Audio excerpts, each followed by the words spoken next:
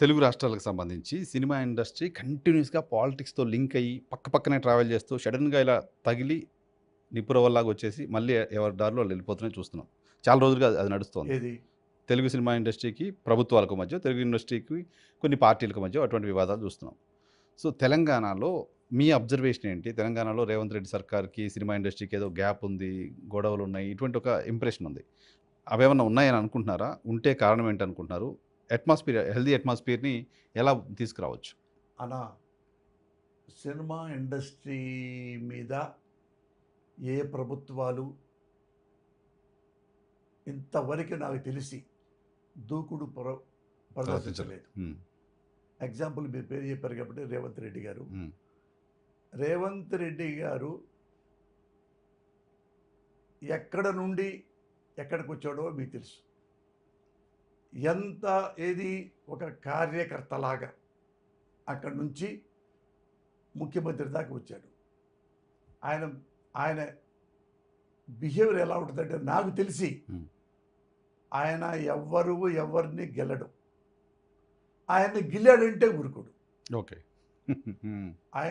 ఆయనని ఎవ్వరు అకారణంగా డైరెక్ట్గా కానీ ఇండైరెక్ట్గా కానీ మాట్లాడితే ఎవరికైనా బాధ ఉంటుంది. హ్మ్. ఆయన హ్యూమన్ బీయింగ్, ఆయనకైనా బాధ అంతే లేకుండా కదా! ఉండదు అంతే కదా. కదా! అంతే కదా!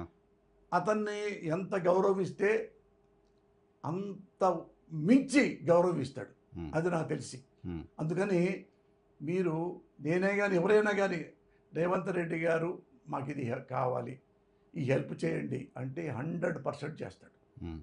100% మీరు వెళ్ళండి, అపార్ట్మెంట్ ఇస్తాడు.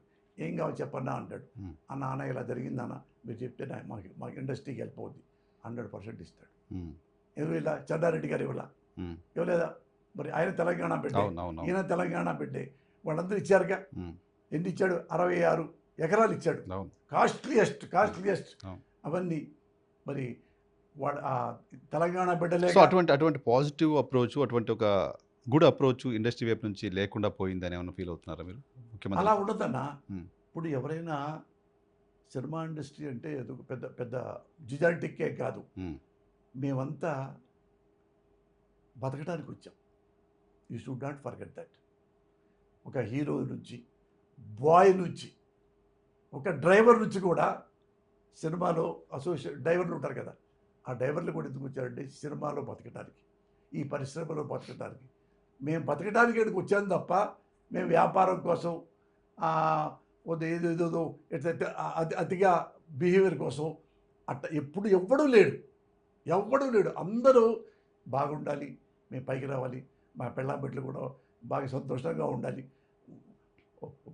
కోట్లు సంపాదించుకోవాలి, 100 కోట్లు సంపాదించుకోవాలి, ఇంకా పెద్దవాళ్ళు అయిపోవాలి, ఇంకా నేను పెద్ద పెద్ద హిట్లు రాయాలి, హిట్లు చేయాలి, నటించాలి.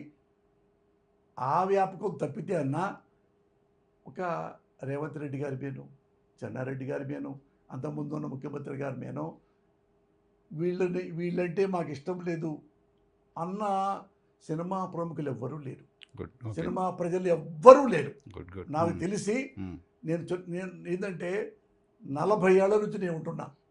చాలా మంది ముఖ్యమంత్రులను చూసారు కదా! ఆ, చివరికి తెలంగాణ ఆంధ్ర విడిపోయే టైంలో కూడా ఇక్కడున్న తెలుగు సినిమా ఇండస్ట్రీ పరిశ్రమ భావన ఏంటంటే ఎవరు ఎక్కడుంటే మనకెందుకురా, 2 ముక్కలైనా 3 ముక్కలైనా మన సినిమా మందే. ఇది ఏదో ప్రభుత్వంలో ఉంటుంది కదా. తెలుగు సొంత కదా! ఆ ప్రభుత్వం మనకేం కావాలన్నా చేసి పెడతారు. మనకి ఆ ప్రభుత్వం ఉండాలి, ఆ తెలంగాణ ఉండాలి, ఈ ఆంధ్రానే ఉండాలి అనే భావన తెలుగు సినిమా వాళ్ళకి ఎవ్వరికీ లేదు. హ్మ్. వాళ్ళ ఇష్టం.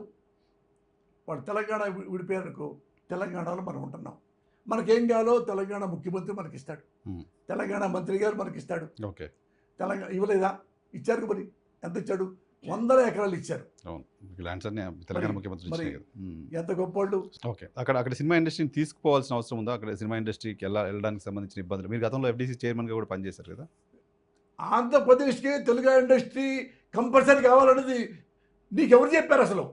హ్మ్. వీడు తెలుగు వాళ్ళే కదా, అంతే ఎక్కడుంటే అక్కడ ఏంటి? తెలంగాణ వాళ్ళు తెలుగు వాళ్ళే కదా, హ్మ్. ఈ తెలుగు ప్రభుత్వమేగా. హ్మ్.